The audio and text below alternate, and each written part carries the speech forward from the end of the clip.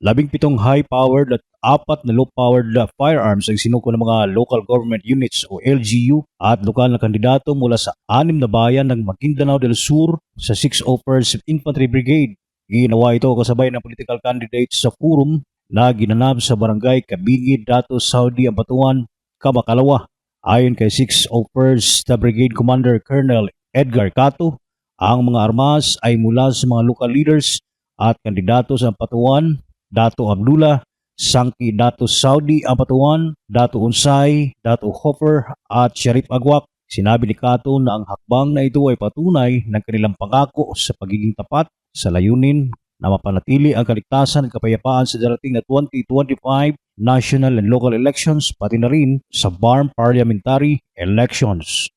Wala dito sa Libak Radio Alternatibo, Ryan Villarino para sa Radio Alternatibo Balita Nationwide.